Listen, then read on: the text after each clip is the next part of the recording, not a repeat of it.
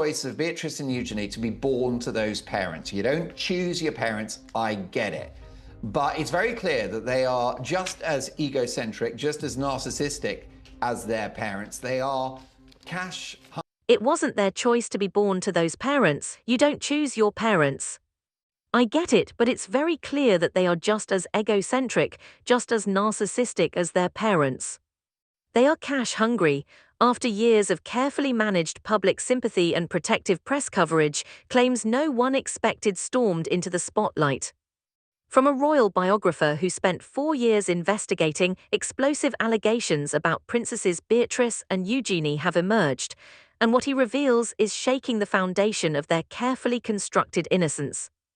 Whispers of deliberate campaigns, hidden involvement, and long-suppressed evidence ignite fierce debate while defenders and critics brace for impact. Sources hint at documentation the public has never fully understood. Is this evidence of deeper complicity, willful ignorance, or something the palace hoped would stay buried? What exactly does the author claim? What proof does he have, and why does this moment feel like the unraveling of a narrative that was never quite true? This is the story of two princesses caught in the wreckage their parents built, and one royal author who says the public is being actively misled about how deep that wreckage runs. The author's CIDNTIALS. Let's start with who is making these claims, because his credentials matter. Andrew Looney is not a tabloid journalist looking for clicks. He's a royal biographer who spent 4 years producing the most talked-about royal biography in recent memory, Traitor King, the scandalous exile of the Duke and Duchess of Windsor. This book drew on 4 years of research, more than 300 interviews, court papers, and freedom of information disclosures. The Daily Mail labeled it the most devastating royal biography ever written. The Sunday Times wrote that it made Prince Harry's spare look positively restrained. None of that is praise handed out lightly, and none of it describes a book making casual claims. Now this same author, who has studied the Yorks for decades, is saying something that goes against everything the palace has carefully constructed. The girls are just as bad, and they will happily throw their parents under the bus if they can hang on to their HRH titles. The direct accusation speaking publicly, Looney put it plainly, they weren't 5-year-old girls when they were taken to see Epstein. They were grown-ups. There's a big campaign to say they are innocents caught up in the shellfire, but they're not. They're deeply involved. Those are not ambiguous words, that's not hedging. That's a direct accusation that Princess Beatrice and Princess Eugenie are being actively shielded by a deliberate campaign to portray them as innocent when the evidence suggests otherwise. Questions are now being asked of Eugenie and Beatrice, the two princesses, who I think were much more intertwined with their parents' nefarious activities than we have so far understood. Both have retained their HRH titles protected under royal patents. Neither holds a working royal role and neither represents the king. But both carry the princess title that opens doors and creates opportunities. The name at the center, JFFIYEPSTIN. The name at the center of all of this is Jeffrey Epstein. Throughout late last year and into this year, the U.S. Department of Justice released documents tied to the convicted sex offender in multiple waves. Hundreds of thousands of documents arrived under the Epstein Files Transparency Act. Then approximately 3 million more documents followed, with the DOJ describing that release as the final major production. Buried inside those millions of pages, Beatrice and Eugenie appear by name hundreds of times, according to reporting, and at least one of those references is described as highly embarrassing, touching directly on Eugenie's private life. The emails that have come out where Fergie talks in the most personal and cringe-inducing terms about her daughters to a convicted pedophile are just beyond excruciating. The lunch 5 days after prison. None of the references in those files hit quite like a single documented lunch. The DOJ files show that just 5 days after Epstein walked out of a Florida prison, where he had served time for soliciting prostitution from a minor, Sarah Ferguson traveled to Palm Beach to see him. An email exchange in the documents confirms what happened next. Epstein messaged Ferguson asking where she was. Roughly 90 minutes later, she replied that she was in Miami and heading to meet him for lunch. When Epstein offered to send a car, Ferguson declined but asked for the address, writing, "It will be myself, Beatrice, and Eugenie." Let that sink in. 5 days after Jeffrey Epstein was released from prison for sex crimes against a minor, Sarah Ferguson took her daughters, then aged 20 and 19, to have lunch with him. Both were adults. Both sat down to a meal with a man who had just served time for crimes against young women. That documented fact sits at the heart of Looney's argument, and it is not something that can be explained away by youth alone. The sympathetic case for Beatrice and Eugenie deserves a fair hearing because plenty of credible voices are making it. Royal author Robert Jobson noted that at 19 and 20, if your parents tell you they're going to visit a friend, you don't typically interrogate the invitation. Jobson added that both women are now mothers themselves, describing the current revelations as something they would find appalling. Multiple sources have described the sisters as having been genuinely kept in the dark about the full extent of their parents' dealings with Epstein. Royal editor Russell Myers of the Mirror acknowledged real public sympathy exists for them. But even Myers admitted questions remain inside Buckingham Palace and beyond about whether Beatrice and Eugenie could have raised concerns, given how close they had been brought into Epstein's world even after his criminal conviction. That tension between sympathy and accountability is exactly what nobody seems to be able to resolve. Were they naive young women trusting their parents, or were they adults old enough to know better who chose not to ask questions? The emails get worse. What made the sisters' position considerably harder to defend are the details surrounding their mother's correspondence with Epstein, which the DOJ documents lay out with uncomfortable specificity. Emails attributed to Sarah Ferguson show her arranging that Palm Beach visit days after his release. Other messages reveal her discussing her daughters' personal lives in direct communication with a convicted sex offender. In one exchange, Epstein asks if there might be any chance of Ferguson saying hello to a redacted visitor coming to London, and Ferguson apparently replies that Beatrice is in London with her father. Think about that. Epstein is asking about Ferguson's daughter's whereabouts and schedules, and she's providing that information to a convicted sex offender. Ferguson's spokesperson had previously told the press she cut ties with Epstein as soon as she understood the extent of the allegations against him. The documents tell a different story. There was actually one email where she was referring to her daughter's sex life to Epstein. She also mentions several business propositions. She also talks about her love for him, saying, "I'm at your service, please marry me." The Christmas cards. And then there are the Christmas cards. DOJ records show Andrew sent Epstein Christmas cards in multiple years, each one containing photographs of Beatrice and Eugenie. This matters enormously because in his BBC Newsnight interview, Andrew told the nation he had no contact with Epstein after their photographed meeting in Central Park in 2010. Christmas cards with his daughter's images, sent in the years that followed, suggest otherwise. This wasn't a one-time lapse. This was an ongoing relationship between Andrew and Epstein that continued for years. And the sisters, whether they knew it or not, whether they participated actively or passively, were part of how that relationship was maintained. Their images were being sent to Jeffrey Epstein. Year after year, the sisters' silence. As of now, both sisters have kept their silence publicly. Sources report offers have come in from Oprah Winfrey and Netflix for tell-all interviews, but neither woman is ready to criticize her parents on camera, particularly Beatrice, whose instinct runs against that kind of public confrontation. Behind closed doors, multiple royal insiders describe both women as feeling duped, with a growing rift between them and their father as accumulating evidence makes his repeated claims of innocence increasingly difficult to accept, but publicly. Silence, and that silence is becoming harder to maintain as a defensible position. Looney's deeper claim, but Looney's allegations go beyond just the lunch and the Christmas cards. He's making a much more serious claim. He says, "In my own research it suggests that they're deeply involved. We know from the Selman Turk case that money was put into their accounts that they couldn't explain." Now he hasn't specified publicly what deeply involved means in any legal sense. No charges have been filed against Beatrice or Eugenie. But his argument was never really about a courtroom. What Looney is challenging is a managed narrative.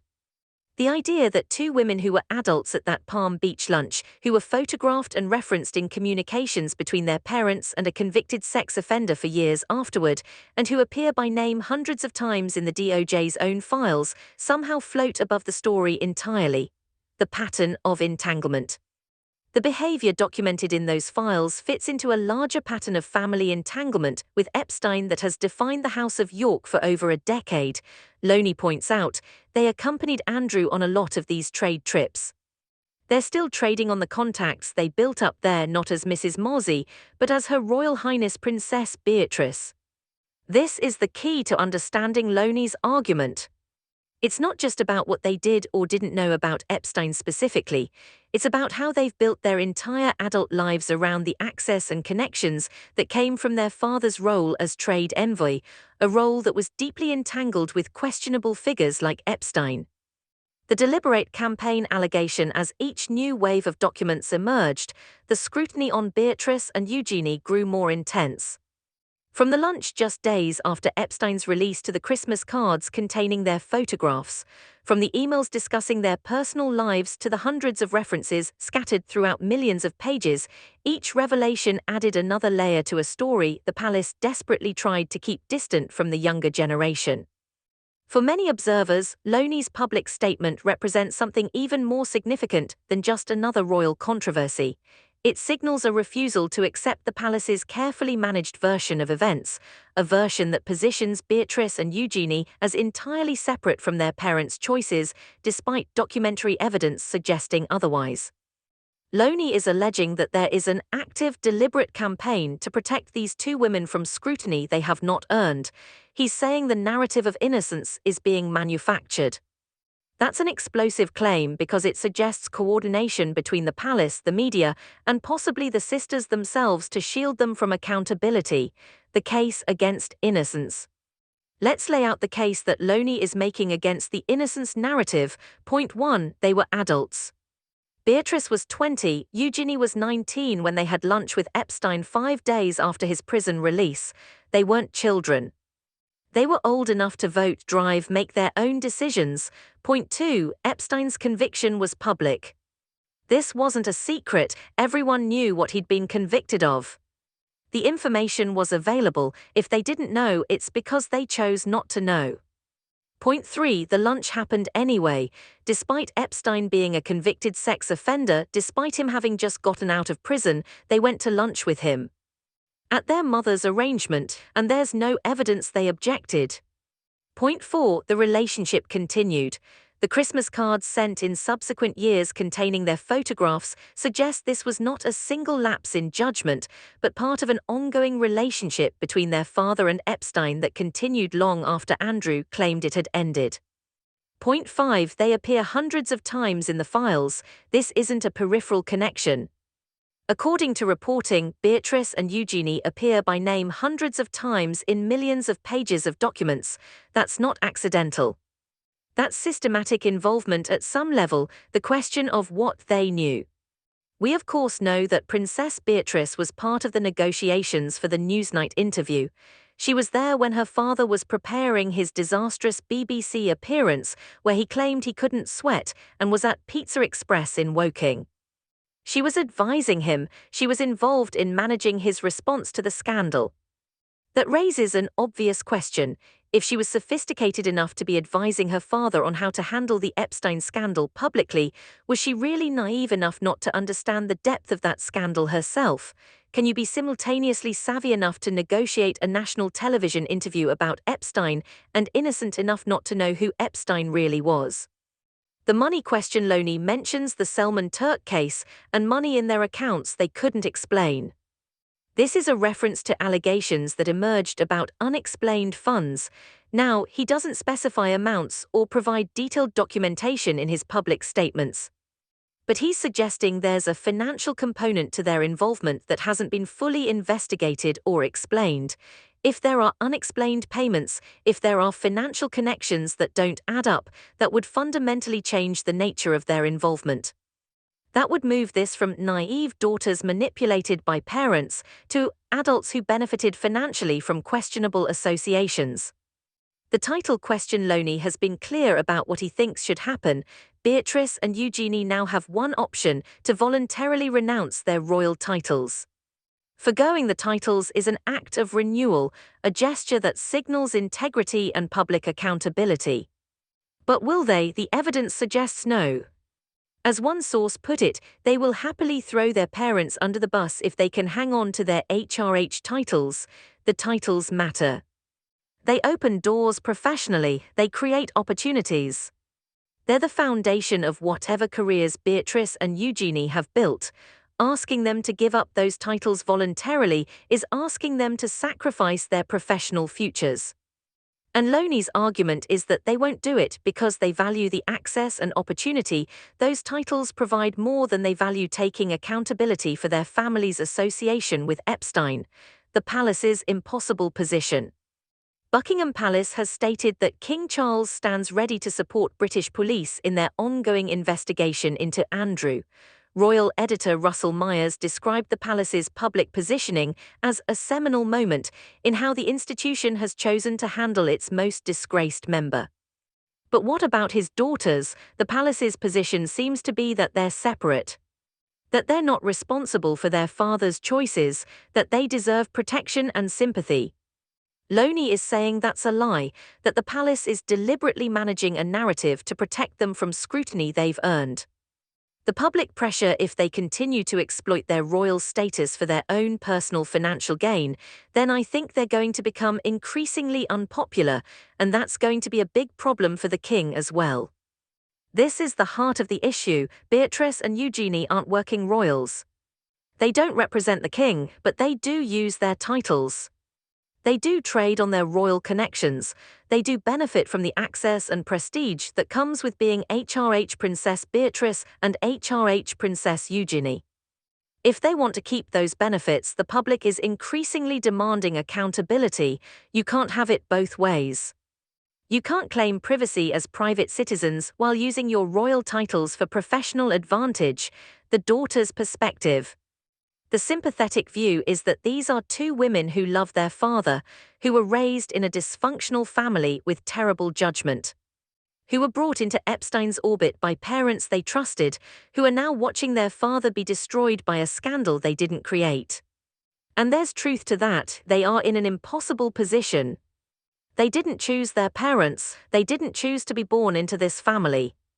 They didn't ask for any of this, but they're adults now. They have been for over a decade, and at some point, adult children have to make their own choices about how they respond to their parents' actions. The loyalty trap. The daughters still love and support their father despite horrible headlines. They've remained publicly loyal to their dad. They've maintained close ties to their mom as well. Behind the scenes, they're often understood to help with reputational and logistical matters. This is what Looney is pointing to when he says they'd throw their parents under the bus to keep their titles. He's suggesting their loyalty isn't unconditional, it's transactional. They'll support their parents as long as it doesn't cost them their royal status, but if forced to choose between defending their father and keeping their titles, they'd choose the titles. Is that fair? Is that true? We don't know, but it's what Looney is alleging based on his 4 years of research into this family.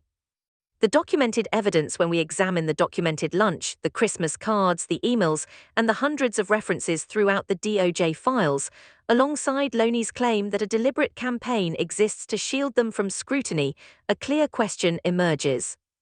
Were Beatrice and Eugenie genuinely innocent bystanders caught in circumstances they could not control or understand, or were they adults who made choices, however influenced by their parents, that placed them directly in Epstein's orbit even after his crimes were publicly known? Looney has made his position clear: the public is being misled. The campaign to portray them as innocents is deliberate, and the evidence scattered across millions of pages of documents tells a story the palace would prefer remain untold. The counterargument: to be fair, let's present the strongest counterargument to Looney's position. They were young. 19 and 20 is technically adult, but it's still very young, especially for women who'd been sheltered and protected their entire lives. They trusted their parents. If your mother says we're going to lunch with a family friend and you're 19 or 20, you generally trust that judgment. They may not have known the details. Even though Epstein's conviction was public, the full scope of his crimes wasn't widely understood in 2009-2010. The Netflix documentary and the full horror of what he didn't become public knowledge until years later. They're mothers now. Both women have young children. The idea that they'd knowingly associated with someone who harmed young women now that they're mothers themselves is difficult to reconcile. There are no charges for all of Looney's allegations about being deeply involved. Neither Beatrice nor Eugenie has been charged with any crime. If there was real evidence of wrongdoing, wouldn't prosecutors have acted? Lowney's response. Looney's response to these defenses is essentially they were old enough to know better. Epstein's crimes were public. The lunch happened anyway, and the relationship continued for years, documented in Christmas cards and hundreds of references in the files. He's not claiming they committed crimes. He's claiming they're complicit through their choices to remain involved with Epstein through their parents, even after his conviction.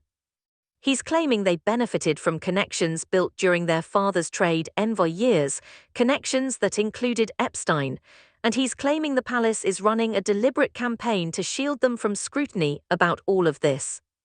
The central question, so when you look at all the evidence, the documented lunch 5 days after Epstein's release, the Christmas cards sent for years afterward containing their photographs, the hundreds of references to them scattered throughout the files, and Looney's claim that they are deeply involved, what do you see? Do you see two young women manipulated by their parents, two daughters who trusted the wrong people and are now paying the price for their parents' terrible judgment? Two mothers who are horrified to learn the full truth about who their parents associated them with? Or do you see two adults who were old enough to ask questions they chose not to ask? Two women who benefited from connections built through their father's questionable associations and continue to trade on those connections today. Two princesses who value their titles and the access they provide more than they value transparency and accountability. The unanswered questions here are the questions that remain unanswered. What exactly did Beatrice and Eugenie know about Epstein, and when? We know they met him. We know they had lunch with him 5 days after his release. We know their images were sent to him in Christmas cards. But what were they told about who he was and what he'd done? Did they ever raise objections or concerns? There's no public record of either sister expressing concern about their parents' association with Epstein. Did they privately? Did they ask questions? Did they push back? What are the unexplained payments Looney references? He mentions money in their accounts from the Selman Turk case that they couldn't explain. What money? How much? From whom? For what? What does deeply involved mean? Looney says they're deeply involved, but he hasn't specified in what. Involved in knowing about Epstein, involved in their parents' financial dealings. Involved in something else entirely. Why won't they speak publicly? They've been offered major platforms, Oprah, Netflix, to tell their story. Why the continued silence if they have nothing to hide? The palace's calculation. The palace is in a delicate position. King Charles is fond of his nieces. He doesn't want to punish them for their father's sins. But he also can't be seen protecting people who were involved even peripherally in the Epstein scandal. So the palace has chosen a middle path: keep them in the family privately, exclude them from major public events like royal ascot, don't defend them publicly, but don't throw them under the bus either. Let them fade into the background, hope the story dies down. Hope Looney's allegations don't gain too much traction, but Looney isn't letting it die down. And the questions aren't going away. The future. Where does this go from here? A few possibilities. Option 1, the sisters continue their silence. The story eventually fades. They keep their titles, maintain their private lives, and stay out of the public eye. The palace's strategy works. Option 2, more evidence emerges from the Epstein files. More documentation about their involvement. The pressure becomes too great. The palace is forced to act. Titles are discussed. Public accountability is demanded. Option 3, one or both sisters decide to speak publicly. They give an interview. They explain their side. They either confirm they were naive victims or they admit to more knowledge than they've previously acknowledged. Option 4, legal developments around Andrew's case lead to more scrutiny of the entire family, including the daughters. Investigators want to know what they saw, what they knew, what they can testify to. Right now we're in a holding patterns, but Looney's allegations have opened a door that the palace was desperately trying to keep closed. And once that door is open, it's very difficult to close it again. The narrative unveiling. The documents exist. The lunch happened. The Christmas cards were sent. Beatrice and Eugenie appear by name hundreds of times in the Epstein files. Their mother discussed their personal lives with a convicted sex offender. Their father sent their photographs to Epstein for years after claiming he'd cut contact. These are facts. The question is what those facts mean. Are Beatrice and Eugenie innocent victims of their parents' catastrophically poor judgment? Or are they, as Looney alleges, deeply involved participants in a family dynamic that was entangled with Jeffrey Epstein for over a decade? Andrew Looney, the author who spent 4 years investigating the House of York, says the narrative of innocence is a carefully managed lie. He says there's a deliberate campaign to shield them from scrutiny. He says the evidence tells a different story than the palace wants the public to believe. Whether that narrative holds up depends on how much scrutiny the public is willing to apply to a family that has, for a very long time, preferred no scrutiny at all. The palace is hoping this all goes away. That people move on. That the sympathy for 2 young mothers outweighs the questions about what they knew and when. But Looney isn't going away. The documents aren't going away. And the questions about the lunch, the cards, the hundreds of references, the unexplained money, the continued use of royal titles while claiming to be private citizens, those questions aren't going away either. The carefully constructed innocence of Princess Beatrice and Princess Eugenie may be unraveling. And if Looney is right, if there really has been a deliberate campaign to mislead the public about their involvement, then the real story of the York sisters is only just beginning to be told. The truth, as always, is probably more complicated than either the palace's version or Looney's allegations suggest. But one thing is certain, the narrative that Beatrice and Eugenie are completely separate from their parents' scandal, that they're innocent bystanders who deserve only sympathy, is becoming harder and harder to maintain. And in the end, that may be Andrew Looney's real achievement. Not proving they're guilty of specific wrongdoing, but making it impossible for the palace to continue selling the public a story that the documented evidence simply doesn't support.